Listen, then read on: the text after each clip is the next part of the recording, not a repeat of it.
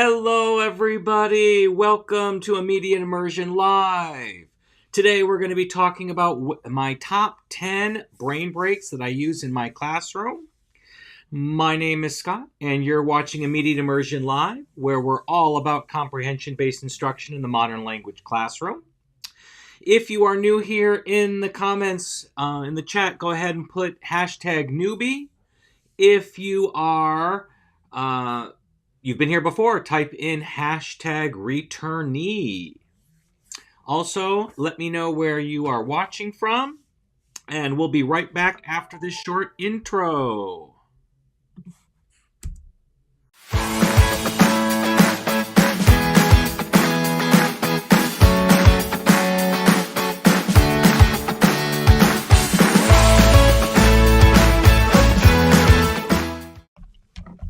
So, welcome back, everybody. As I said, today we're going to be talking about my top 10 go-to brain breaks. I've got a couple of bonus ones that I learned about today that I will also add at the end. So, if you don't know who I am, my name is Scott Benedict, and I've been teaching with comprehensible input for the past 20 or so years. And today we're going to talk about my brain breaks that I use. Some of these I have gotten on my own. I've created on my own, but many of them I got from other places, including La Maestra Loca, Annabelle Williamson. I got quite a few from her and other places on the internet. So first I want to talk about why brain breaks in the first place. Well, I don't know about you, but just think about your last PD day. I just had one today. We are our first day back in since winter break, and we spent all day in PD. You need a break. And not just let's go to the bathroom break. Every so often, every 20, 30 minutes, you need a mental break. And that's the kind of thing that we're talking about here. You want to give your students a mental break so that they can refocus on what's going on in the classroom. Especially in a language classroom where they are listening, ideally, to the target language 90% or more of the class period, that hurts. It hurts their brain. It doesn't look like their brain is doing any gymnastics, but it is. It is taking the input that is not in their common language, and it is putting it into language that they can understand. So a lot is happening in the brain, and it hurts. It's a lot for kids. So right now we know that the average kid in a classroom setting, in any classroom setting, has about a max attention span of 10, 15 minutes before they need to change activities, change things up. Well, in a world language class where they're hearing the input in a different language, it may be sooner than that. It's a lot of work. So we want to give them some kind of change in gears so that they can reset their brain and then they can focus. If you just drill through for 45 minutes, half an hour, or gosh forbid a block, 90 minutes or longer, your kids are going to lose it along the way. They're going to lose focus at the very minimum. And you may not even notice that they lose focus because kids are really good at looking at you, but nothing's going on inside. But it could be as drastic as they can't sit still anymore and behavior issues start. You have the tapping of pencils or their feet, which is distracting to many students and teachers because of the noise. They have the jitteries. They can't sit still. They get up, they walk to one side of the room or the other. Or they just start entertaining themselves. They get themselves into social trouble. They get themselves into classroom trouble. All different things that can happen just because they can't focus anymore. Their brain is full. And our attention spans are going down lower and lower and lower because of social media, because of everything is trying to gain our attention in the shortest amount of time. I mean, remember the time when movies used to be 2 hours? Now they're, an hour and a half. They don't really go for the longer movies. YouTube videos, those were, 10 minutes on average. Then they went down to 5 minutes. And now they've got the shorts, which are a minute or less. TikTok, Instagram Reels. These are minute or less videos that kids are consuming now. Attention spans are going down and down and down. And so what we have to combat that are brain breaks. Just a 5-minute or less break from what you're doing. It doesn't have to be difficult. It doesn't have to be thought out. It just has to give them some sort of a break. Now, I love my Google Slide template. So I have a Google Slide template of all my brain breaks that I use. So when I need to insert one in a lesson, I pre-plan them. I randomly pick one from my slide deck and I copy the slide in somewhere in the middle of my lesson. Now, I'm good at transitions. We do lots in my class. We have at least 4 activities. We start with a warm-up, which is usually silent reading. Then we transition to a song. So we'll have a song in the middle, and I make my kids get up and dance and move around with the song. So that's kind of a little bit of a brain break. And then we have our lesson. And I'll break that up with a brain break because that's going to be the longest segment of my class. So that's why we have brain breaks. And you can see the 10 that I love to use along the side here. We'll talk about each one. Some of them I have videos because it's harder to explain them than it is just to show a video. But these are my top 10 go-to ones that I do. Some of them we'll talk about, like the obstacle course and body percussion. Those can vary because I can use a different song for the body percussion or a different obstacle video. And we'll talk about those when they come up. 4 corners I can vary up to so I can use it multiple times. But these are the ones that I go to, the ones that my kids think are fun and I get the most engagement out of. So let's first talk about rock, paper, scissors. And there we go. So rock, paper, scissors, it's not the normal one. I got this one from La Maestra Loca. It's whole body. It is whole body rock, paper, scissors. So the kids will jump 1, 2, 3, and then shoot. So in Spanish, we go 1, 2, 3, dale. And then they do the position. So standing still with your feet together is rock. With your feet one in front of the other is scissors. And with your feet apart, wider than shoulder length, straight parallel apart, is paper. And so kids can play this for a couple of minutes. What I usually do is they go into pairs, they play, and then the winners play each other. So I say, okay, whoever wins, go find another winner. And whoever lost, go find another loser. And we work that way, and we play for about 2, 3, maybe up to 5 minutes. Here is a video that I will show you here quickly about how they do it. And then we can go to the next one. Let me switch over here to screen share and play the video.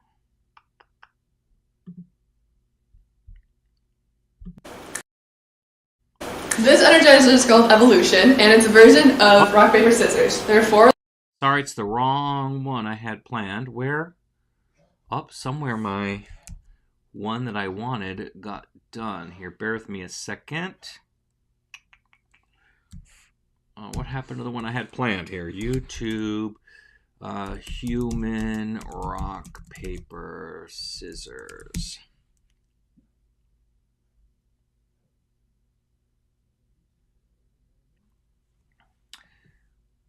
And my internet's going slow. Wouldn't you know it? I had it all mixed up. I don't know why it all of a sudden did not work. I think this is the one that we did, that I had planned.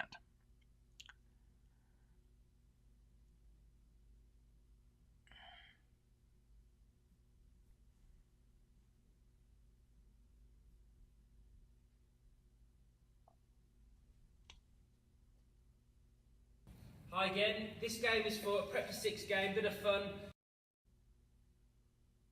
It's called Human Rock, Paper, Scissors. Got Mrs. Ekman, who's kindly volunteered to help again. So we're going to demo and show you what to do. Let me know if you can't hear that. It's a whole family game.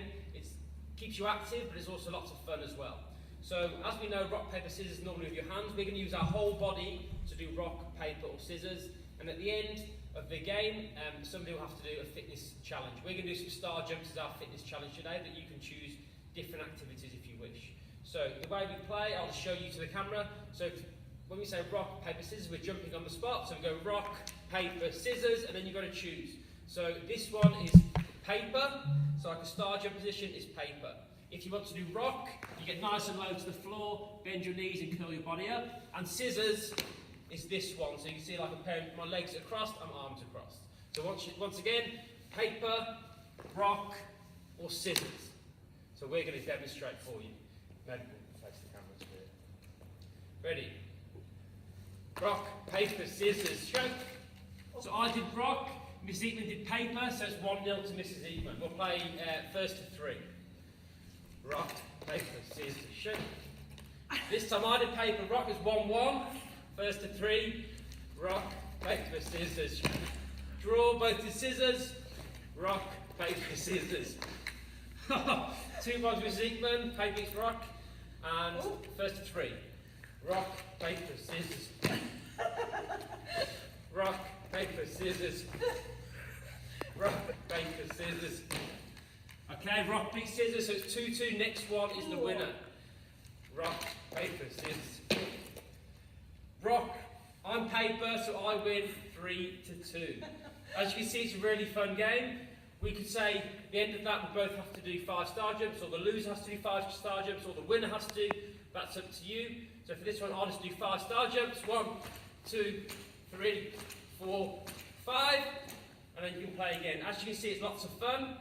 Miss Ekman's never played that game before, and she looked like she had lots of fun there, so I'm sure you will at home as well. Thanks. So that's rock, paper, scissors. It's really nice and easy to play. Kids like it because it's a little bit different than what they're used to playing. Because they're not just using their hands, they're using their whole body. It gets the blood out of the butt. That's kind of what we call this time. Blood out of butt time. To get them moving and around, and it re-energizes their brains. So that's the rock, paper, scissors. And the next one is evolution. And the video that I found to describe this does it a little bit different, uses different stages. It doesn't matter what the stages are that you use. Again, I learned this one from La Maestra Loca. And her stages and the ones that I use is egg, chicken, dinosaur, dragon, and then her ultimate animal is a unicorn. So the unicorn is the top one. In the video that we show, they don't do the dragon or the unicorn. They do a superhero as the top one. It doesn't really matter what the stages are. But again, it's a variation of rock, paper, scissors. This time they'll play with their hands. And everybody starts as an egg. And each stage can only play with their stage. So eggs play with eggs, chickens play with chickens, dinosaurs play with dinosaurs, dragons play with dragons, and unicorns play with unicorns. So 2 people will play. Whoever wins moves up the evolution chain. So if they were an egg, they're now a chicken, and they look for another chicken to play with. If they lost at an egg stage, they stay an egg. You can't go any lower than an egg. But if they're a chicken and they lost, they go back to being an egg and have to find another egg to play with. And again, we play for about 3 to 5 minutes. And then at the end, I just say, who all made it to unicorn stage or whatever your top stage is. The unicorn is the one that I use, and we just play like that. And some kids, it's funny where they end up. Some never get out of the egg stage or made it really far and then fell back down into the egg stage. Because, if they're playing with dragons and they lose, then they go backwards to a dinosaur. And if whoever loses dinosaur goes backwards to a chicken. And the chickens who lose go backwards into an egg. So they can go up or down the evolutionary scale. But again, it's a different variation, so kids like this one. So let me go ahead and show you the video of this one.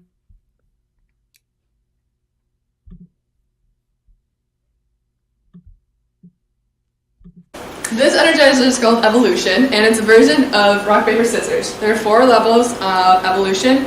In order from lowest to highest is egg, chicken, dinosaur, and superhero. So you can only play the level that you are. So if I'm an egg, I can only play other eggs. If I'm a chicken, I can only play other chickens. Say Jenna and I play rock, paper, scissors. Oh, die. Okay, I win. We started as eggs, I become a chicken, and Jenna stays an egg. Then I find another chicken to play. Say Candy's a chicken. Okay. Now rock, paper, scissors. I lose, I go back to an egg, and she becomes level 3 dinosaur. And then if Candy continues, find another dinosaur. Another dinosaur. Okay. Now I'm superhero. And I go to becoming a chicken again. The ones that have be superheroes at the end of the game win. Okay. So we all start as eggs. Go!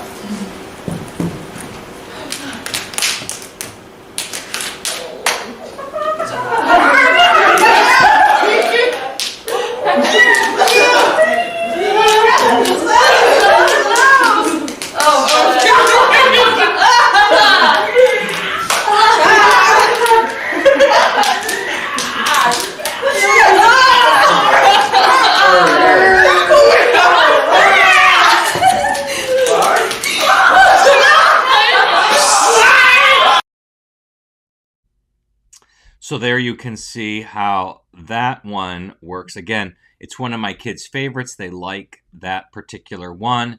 It gets them up again around moving around.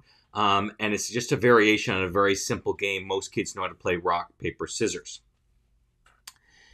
The third one that I have is called Word Volleyball. And this is my own invention. You need space to do this. So in my case, I go out to the quad, which is just outside my room, but you need a little bit of an open space to play this game, and a beach ball. So I buy like a set of 4 or 5 beach balls on Amazon for a couple of dollars because invariably someone doesn't follow the rules and a beach ball pops. So I have spares in case that happens. But what we do is we go into a circle around wherever, somewhere outside, grassy spot, field, gymnasium, wherever you can go and you have open room. As I said, we use the quad for me. And they form a circle. And then we will toss up the volleyball, or my volleyball is my beach ball, and kids have to hit it this way. They can't spike it. They can't kick it. They have to use their hands like this to pop up the ball.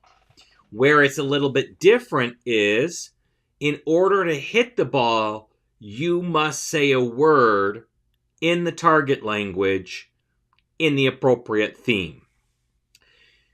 And the goal is to keep that ball playing as long as possible, because I'm keeping a timer to see how long we can keep that ball in the air before it falls down. And then I'll have different classes compete with that to see who can keep the ball up the longest. So I always start with numbers. So the first person hits and goes 1 in the target language. The next one goes 2, 3, 4, 5, to get them understanding how it goes. And that first time when we do it with numbers, the class that gets to the highest number before it hits the ground, they're the ones who win. But you can do all different kinds of themes. You can do animals. You can do foods. You can do school supplies. You can pick any kind of theme. Words that start with B. Any of those types of things.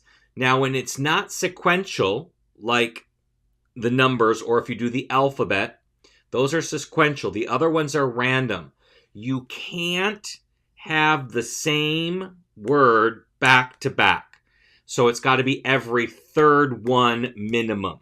So if they say dog and then cat, they can't go back to dog yet. They have to wait to the fourth one to be able to go back to dog. So they have to say dog, cat, rabbit. Then they can go back to dog if they have to, if they can't think of something else. If they hit the ball without saying whatever the word is, whether it be a number, the alphabet, or one of the themed words, then that's considered like hitting the ground. They lose that. That's when the gameplay stops at that point and the time is taken at that moment. So again, I play this one because it takes us a little bit longer to get outside in that. Maybe about 6 or 7 minutes we play on the Word Volleyball. But again, the kids like it. It gets them outside. And I do tell them if someone spikes the ball, kicks the ball, hits it over the roof, hits it so it aims at someone's head or something like that, even though it is a beach ball, I say the game is over and we're done. We go right back in at that point. So that doesn't happen very often, but every once in a while a kid will kick the ball and it will split my my beach ball and I have to get another one, but that's done for that class and we move on to the next thing in my classroom. But it's a fun game. It also utilizes the target language a little bit. I know one of the icebreakers that I did at the beginning of the school year, we played it with my name is. So they said me llamo with their name and then hit the ball. And it was kind of fun to do that. That was another variation that we did on that one. But the kids like it because it's outside. They like playing with the ball. And it's a little bit different. Gets them out of the classroom a little bit. I don't have a video of that one. Okay, silent ball. This, again, you need that beach ball. So I use this one, but this one can be played in the classroom. I have kids sit on the floor, though. If they sit in chairs or stand, the likelihood of them hitting the ball hard enough to hit the ceiling tiles is high. We've got Wi-Fi up there and the fire alarm, so I don't want to set off the fire alarm, and I don't want them to break our horrible Wi-Fi. It's already horrible enough. We don't need it any worse than it already is. So I have them sit on the floor to play the game. The rules are not that different from Word Volleyball, meaning that the goal is to keep the ball up as long as possible, without it touching the ground or without somebody making a noise or talking. So they are sitting on the ground and they are hitting the ball nicely and gently, no punching the ball, no violence at all, and keeping that ball up in the air. And I keep track of how long, and the class with the longest time wins. It's funny to see the strategies that the kids employ. Some of the kids get really good at finding different strategies to play and win the silent ball game. But it's very hard for the chatty classes. So it's a really good activity to kind of teach them to zip it, playing this game, because every time someone talks or the ball hits the ground, the timer resets. And some classes can't get past 3 or 4 seconds because someone says something or they hit the ball and there's nobody over there where the ball gets hit out there. I also add in with silent ball, if you are the last person to touch the ball and the ball hits the ground, you're out. So I add that into the silent ball game. So it's an elimination game a little bit. Oh my God, there's one of my students on here. Profe, I'm your biggest fan. Well, thank you. So that's silent ball. And that's a fun one that my kids like to play.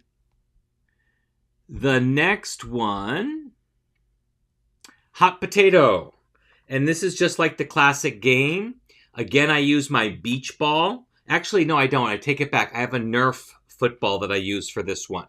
So I use a Nerf football, and we pass the potato around, and I play music, random music. To find, I use Spotify. So I have a Spotify account, and to keep the music clean, so it's always appropriate for students, I just go on to 80s music because most of that is pretty clean, and I don't have to worry about anything that way. 80s music, 50s music, those are all 60s music is all good. And you can stay safe with that kind of music. I play the music, and then when I stop the music, I'm the one hitting play and pause, and I keep my eyes closed. Whoever's holding the Nerf ball when the music stops, then they are out. So that's how that works. Musical chairs, again, classical game. There are 2 ways to play the musical chairs. The first is where you take away chairs. Now, I don't want to play this. I don't want to play this for a long period of time. And when you play it with 30 kids and you eliminate chairs 1 chair at a time, then it becomes a longer game. So I will eliminate chairs. I'll take 2 chairs out or 3 chairs out at a time to eliminate a little bit faster. But we play music again. Kids rotate around the room. And then when the music stops, whoever's not in a chair gets eliminated. The other variation is not to eliminate at all. It's just to get kids to move. So you play the music, and as it goes around, when it stops, everybody finds a new seat. There's no elimination. They just must be in a different seat than where they started when it started. And you can play a few rounds of that. So those are the 2 different rounds of musical chairs that you can play. Kids like it. You do have to set up the rules so kids aren't pushing kids out of chairs, and they're not bopping kids in the head accidentally or deliberately when they're pulling the chairs out after each round. So just keep an eye on that. Keep it safe. Keep it sane. Number 7. Pool noodles. Pool noodles are a fun little game. I go to the dollar store, I bought some pool noodles, and then I cut them in half. So I had twice as many pool noodles to play this game. And this one is really hard to explain, so let me show you the video, and then we'll come back, and we'll talk about it afterward. So let me go back to our videos.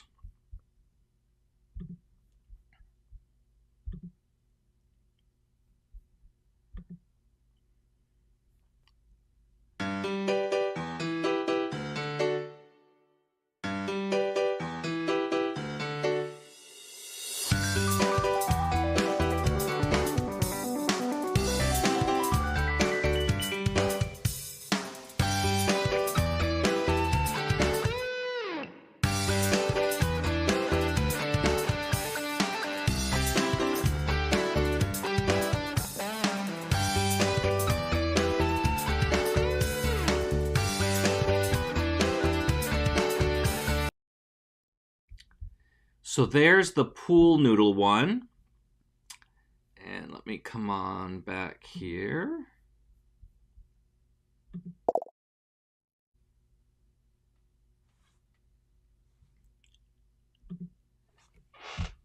So the pool noodle, the idea is the pool noodle stays in the same spot as the kids rotate in a circle, and they've got to catch the pool noodle before it falls to the ground. So it's kind of fun. It's strategic. They've got a plan. They've got to be ready. They've got to be on the ball to be able to do that one. But kids like to play with pool noodles, and so it's a fun, easy, quick little brain break that you can do. I just keep my pool noodles in a little recyclable grocery bag, one of those material ones. I keep them in my closet, and when I need them, they are available to get out. The next one is body percussion, and I can show the video for just a little bit, but because it's music, I will get a copyright strike on YouTube. So I will only show about 10 or 15 seconds of it, but you'll get the idea. This is in rhythm to music. You go on YouTube and you look up body percussion. There's lots of them with different songs, and they have different ways. There's a live person there, and they're showing you what to do with your hands or your feet to the song, which is what we're going to see in just a moment. But there are other ones that have graphics that show hands clapping or legs tapping or feet tapping or snapping, and you do it in rhythm to the songs. So I'll show you this one here. But again, I can't show you the whole video because of the copyright on YouTube. Go over here. Let me switch over.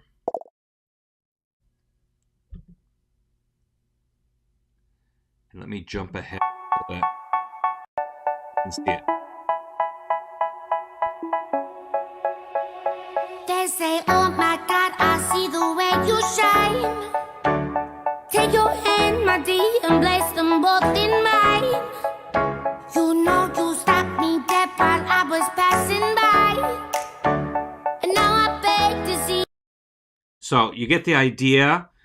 We follow along with what the people in the song are doing. So as they snap their legs, or they snap, or they clap, or they stomp their feet, whatever they do, you do it well with them. They've got lots of songs. There's Disney songs in there. There are popular songs in there. There are a lot of different things that you can do on there.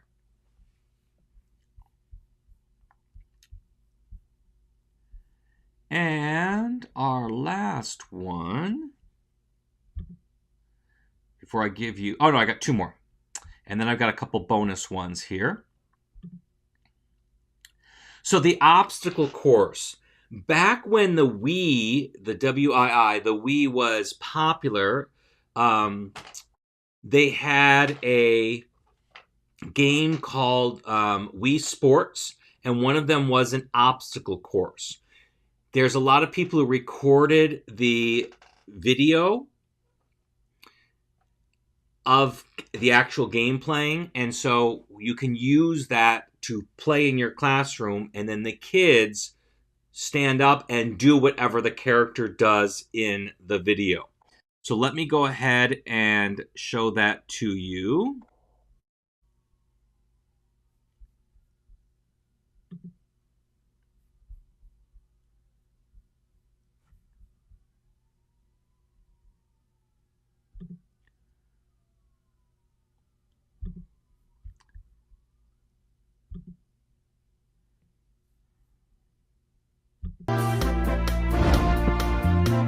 So whatever this character does, that's what we do.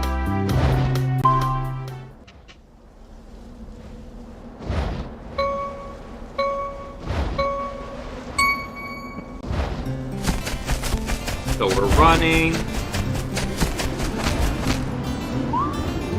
Then we jump. Run.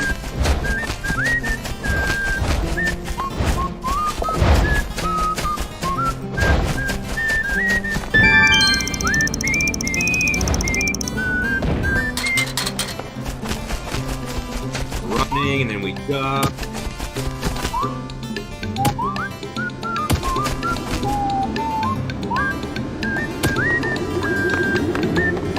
You get the idea. So you get the idea. They have different videos that you can find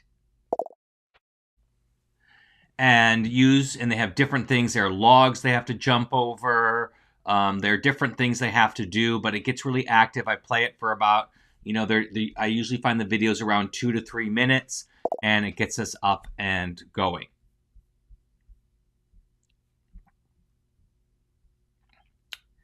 The last one before our bonuses is 4 corners.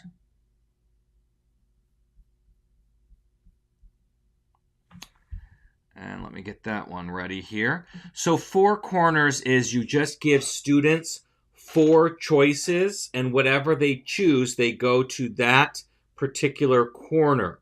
So if you ask them in the target language, what's your favorite food, and you give them 4 choices, they go to one of those 4 corners. If they don't like any of the choices, they'll go and stay in the center of the room. Or you can ask them like what their favorite pet is, or anything like that, where you give them with 4 choices. They choose one of the 4 choices. If they don't like any of the choices, then they go to the center of the room. So that's 4 corners. It's really easy. It's really fun. You can play with lots of different ways, lots of different ideas, and it works really, really well. Now, I learned in our PD today 2 other ones that were kind of fun that I thought we could use. One is numbers, a special number. So you have 2 kids pair up, and they put one hand behind their back, and you count to 3, and on 3, they have to display a number of fingers. The goal is to hit 7.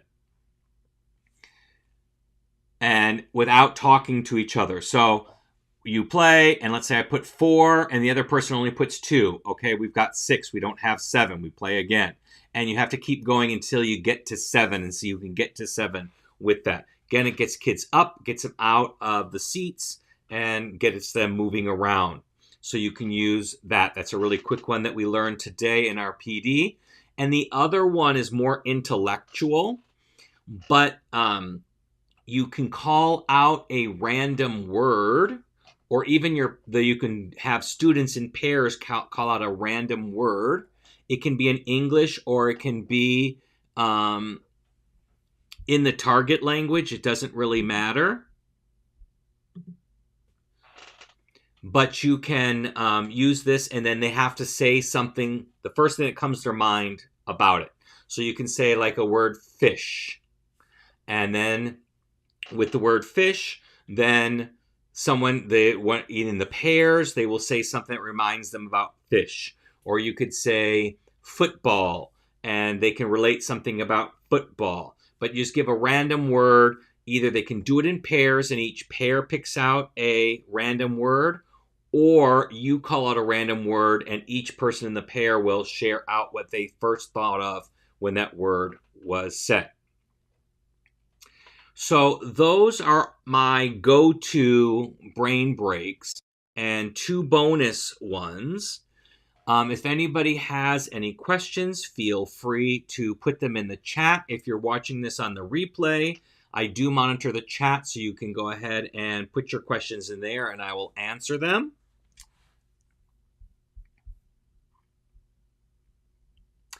Next week, I gotta check what we are doing next week. Our topic is going to be, well, did I figure it out here?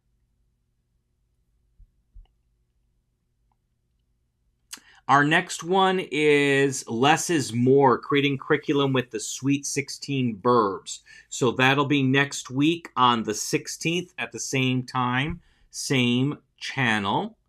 And if you found this useful, please like and subscribe. That helps us get out to more teachers and other people to be able to see the videos and get the help that they may need. I will see you all next week. And with that, everybody have a great night.